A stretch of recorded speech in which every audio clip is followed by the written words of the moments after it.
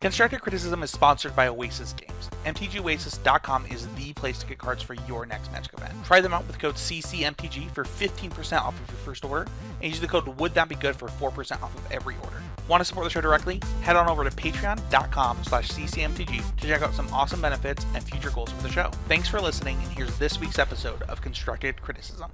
Hello everybody and welcome to a new video on the Constructive Criticism YouTube channel. I'm your host Spencer. I'm coming to you live in audio form on the podcast feeds, and then right here on your computer or phone or tablet or wherever you may be watching. Today is another Wednesday Night Warrior. This time we're once again talking about hashtag Quest for 10. Hashtag Quest for 10 is kind of my challenge to myself. You know, when you think about being an MTG dad and having the responsibilities of a dad while also trying to do a full-time Magic that's about pretty competitive Magic. You know, we try to focus on really getting better, winning your, MCQs, things like that. It's a lot for a dad to do. So I wanted to do something that I felt like I could challenge myself to make sure that I am knowledgeable when going into the podcast each and every week. Also just kind of improve my skill at the game at the same time. And I came up with hashtag Quest for 10, which is just this challenge to myself and anybody who wants to join in to get 10 wins with every major deck in Standard or Modern if you're a Modern player. And this week is a really exciting one because we get to talk about a deck that I was not excited to play, but I ended up liking quite a bit. And that's Esper Heroes. So I'll just kind of go over the final list that I ended up after I got to my 10 wins. We have 4 Hero of Precinct One, 1 Search for Azcanta, 1 the Elderspell, 1 Despark, 4 Thought Erasure. We have 3 Tyrant Scorn, 3 Oath of Kaya, 4 Teferi Time Raveler. It's Time Raveler. 3 Narset, 4 Basilica Bell-Haunt, 4 Teferi, 1 Liliana Dreadhorde General, 1 Command the Dreadhorde, and then we have quite a few lands. We have 4 of every single Esper land, so 4 Drowned Catacombs, 4 Watery Grave, 4 Hallowed Fountain, 4 of the Glacial Fortress, 4 of the Godless Shrine, 4 Isolated Chapel, 1 Swamp, and 1 Plains. So, we've really got just a ton of mana. If you pull up on Arena, you're able to look at kind of what things look like in the deck. And, this deck plays 26 lands, only 8 creatures, and is, split across all the colors. Find 59% white, 56% blue, 53% black cards. Just a ton of, the mana is very specific in this deck, and it's because you're playing a lot of different high impact, colorful spells. And I think that's the most weird thing that I learned about this deck. In fact, I was at a tournament qualifier this weekend, and somebody was playing this deck, and they talked about how they were getting mana flooded. And I thought, when you're playing 26 lands in your mid-range deck, that's certainly a risk that you're taking to make sure that your mana is good. And it turned out they were only playing 24 lands.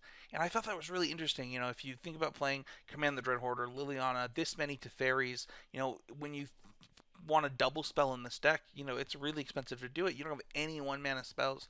So 26 lands is something that I think is probably correct right now. The other thing that I knew right away looking at this list and kind of looking at the deck that I ended up playing is just how good Thought Erasure ended up in this Standard format. This is a card that I have been mostly disappointed with. I just always thought that it was overplayed, overhyped, not as good as the amount of play that it was seeing almost across the board. And when I played in this deck, when I play against it now, I can feel it too. But it's become one of the more annoying cards in Standard, and that's for a good reason. I think it's very powerful. That Surveil 1 has just been really good throughout my time playing this format and this deck specifically. And then obviously Thoughtseize is just a good Magic card. But I don't know, I've just been surprised how much you can slow down the game with a Thought Erasure against lots of different decks, not just the mid-range decks, but you get to control kind of how the game flow is going to be with this as your interaction. And it's been surprising to me how good that's been. I think, one of the key cards in this Esper Heroes deck is just Teferi Time Raveler.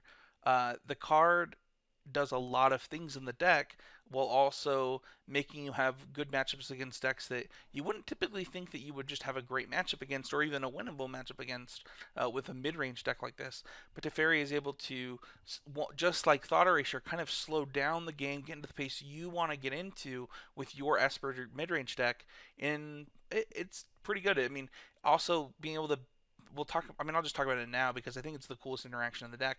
Is just being able to bounce your Oath of Kaias and bounce your Basilica Bell-Haunts, even reset your Narsets. With that minus ability, being able to return. Sorry, you actually can't do Narset. That makes sense because I've never done it. But you get to return that creature enchantment to your hand. Returning one of specifically these two. I think are the big ones. It's pretty good. I've been surprised the number of times where I can give this pseudo vigilance and be really happy about it. You draw an extra card when that happens.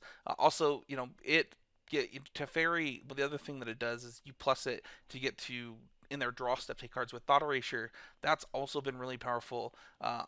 During you can respond to things with an Elderspell if you need to. It's probably not the best way to use Elderspell, but you certainly could. And then I've even cast instant speed Command the Dreadhorde. So Teferi's, the bouncing is the sweetest, right? You get to reset an Oath of Kaya or a Basilica Bell-Haunt, but that other ability is just really good too.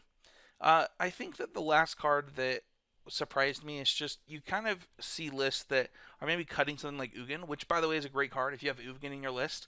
I don't think your list is suddenly wrong for playing Ugin. I think that's one of the top end cards that this deck could really consider.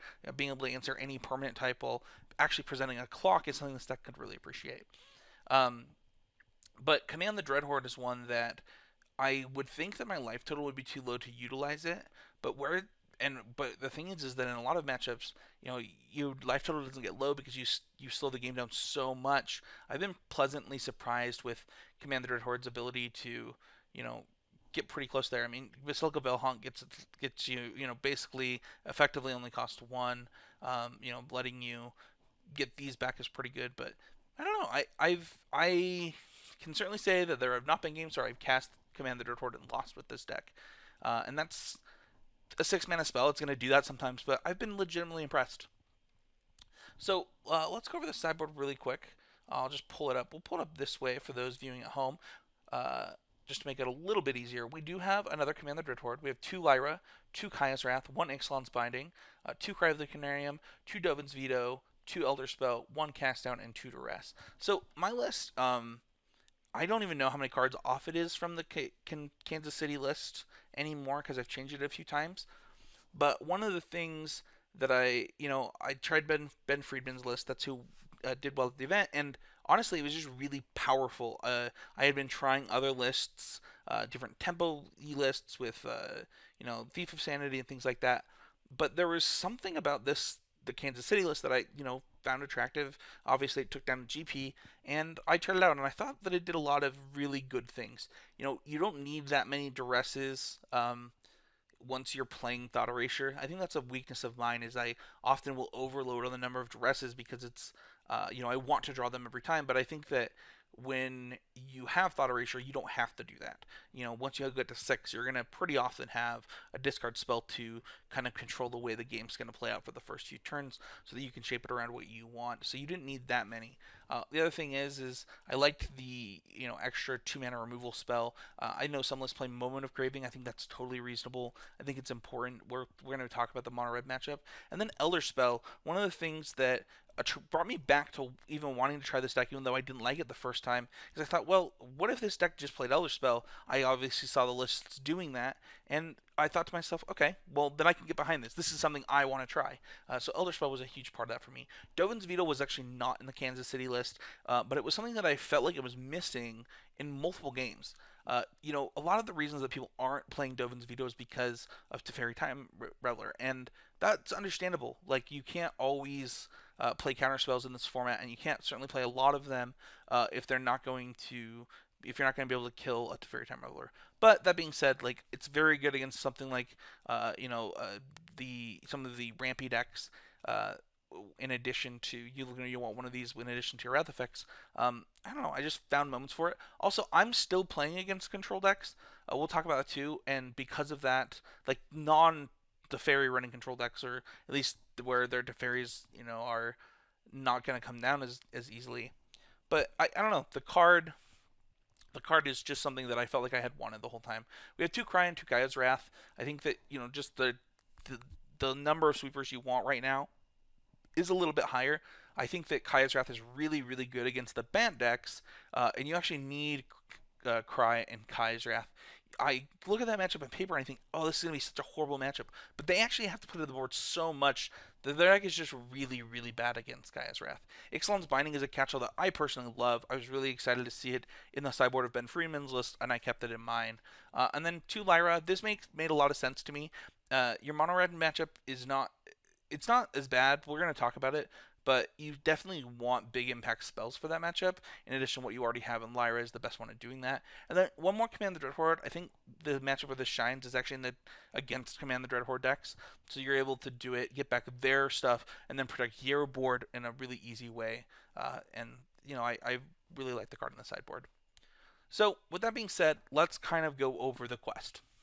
So my final record in this quest for 10 was 10-4. I tried 3 different lists. None of the lists tried are this list in that record, but I have played the deck since then, since I made these changes, and these are the changes that I would make going forward. We started out 0-1, losing to Esper Hero, which was not Esper Hero, Esper Control, which I don't know. Everyone that I've heard talk about the matchup says it's in Esper Control's favor, but you would think on paper that you would have enough stuff to help that out. The list, I guess you're not playing, certain types of cards anymore, but I don't know. The matchup felt bad, but I still think that it's probably winnable. I would be shocked if it wasn't winnable. And then we played against quite a few aggro decks. I went 2-2 against Mono Red. I played against Black Red aggro as well. And then also I even played against White aggro. So our overall record against aggro decks in general, was 4-2. But the Mono Red matchup in particularly was an interesting one because I never felt like I couldn't win unless something went wrong for me. Obviously there's games where the mono red deck would go really fast and I'd have a hard time beating them. But for the most part, I felt in games that on paper I didn't know that I felt like I had a right being in. I think one of the problems for me is like how bad Hero of Precinct One is in the matchup. And I don't really know if there's a solution for that. But overall, I lost a match where I got flooded in game 3. I lost a match where my opponent nut drew me. That just is going to happen against mono red, and you have to accept that. So I was kind of happy with a 50% win percentage against the deck during the quest. Basilica Bell-Haunt's very good. Oath of Kaya is very good. And, you certainly just win games where you go, Hero, Oath, Basilica, something else. It's very winnable matchup and something I think Hero could play against. I did go undefeated against Dreadhorde decks. I only played against it once in the challenge, but I actually am still undefeated against them. The thing is I don't know. I don't know why I am winning, because in my head they just have these big creatures. They should be hard to deal with. They have more planeswalkers, but I just continue to win. To be fair, I've drawn a lot of Command the Dreadhorde against them, which should not happen as often since I only have one. But, the Wrath effects are certainly really good against that deck, especially the versions that play 5-mana Nissa aggressively. So there's lots of them with 3 of them in the deck, and they, just plus it and go crazy. And once you destroy their lands with a Wrath effect post board in Kaya's Wrath, it's good against both the ramp deck and that deck at times. And it's been something I've been pretty impressed with. So, yeah, it's certainly something a matchup that... I was surprised to have a positive record against it, and I've continued to win against it. I played against Jeskai Walkers as well. That's one that I felt like their deck was a worse version of my deck, even though they're completely different. I don't know, I just didn't feel behind. I really felt like I could win. I've played against that deck once or twice again since then, and, the matchup, it surprised me. You would think that they would be a pretty huge favorite. Just once again, they have more walkers against you and things like that. But it always felt like, I don't know, it felt weird. Elderspell really, really helps, right? You have 3 Elderspells in your 75. And I think game three I cast a discard spell into Elderspell, and then they lost. It just wasn't close. Elderspell, I think, fixed that matchup a lot, and I think that you'll find that's true against lots of cards in the deck. You have these huge blowout spells in Elderspell, Command the Dreadhorde, even Liliana's just kind of this huge swingy blowout spell. And the other thing is Narset actually helps you find your stuff a lot, your Kaya's Wrath and things like that. She just digs so deep in order to get to those high impact cards that you find them a little bit more than I think your typical mid range deck will be able to find their answers. And for that reason, Narset's kind of a huge part of the deck in a lot of ways because of that. And just something that I was really impressed with. The other deck I lost to was Grixis Control, just like counter spells, Dragon, just straight up Grixis Control. That's going to happen on the ladder, and I would assume that matchup is actually quite bad for me. I don't really have a lot of ways to deal with, super large creatures. But I think that you can win games by outplaying opponents, but that matchup certainly didn't feel good. One of the things that I obviously based a lot of the ending list off of the list that won Kansas City, but I was impressed by some of my opponents that I've played since then. As you'll notice on this, I don't think I played against the mirror during the challenge, and I've played against the mirror since. And you see all kinds of things. The number of Teferis can change, the number of Command the Dreadhordes in the main, but also Ugin, things like that. Main deck removal spells. One of the things that this list has also is Search for Azcanta, which is something that I didn't know if I was impressed with, and I've been more and more impressed with it again and again.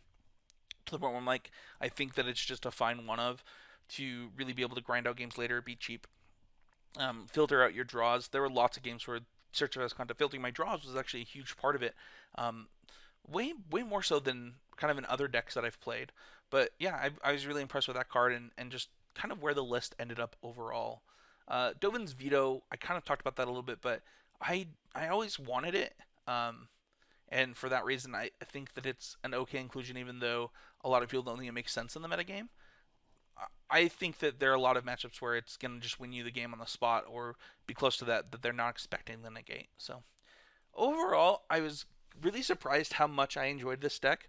I played the previous iterations of the deck and kind of hated them, but I did not feel that way with this version. In this version, I really felt a part of all those games.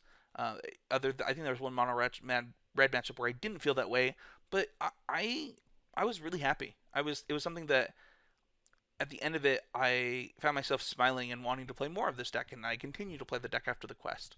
So it's one that if you're looking for a deck that it has some pretty good matchups and that you don't worry about a lot, I think Esper Heroes is one of the better choices right now. So that's going to do it for this week's Quest for 10 video. It's a little bit different. It's a little bit me talking. I'm trying something new on the Quest for 10 videos where they're less produced and more honest feedback on the deck, my thoughts, what I played against, and things like that. So this is the end of this quest. I'll see you guys all next time for another one. Don't forget to check patreon.com/ccmtg. Hit that like and subscribe button if you're watching on YouTube. If you're listening on the podcast, please give me feedback. We're getting great feedback about the deck text going up there and things like that. And I just would love to hear what you think about this and what I can do better to make this kind of content something that you enjoy. And if not, just let me know that too. Thanks everybody, and we'll see you all next time.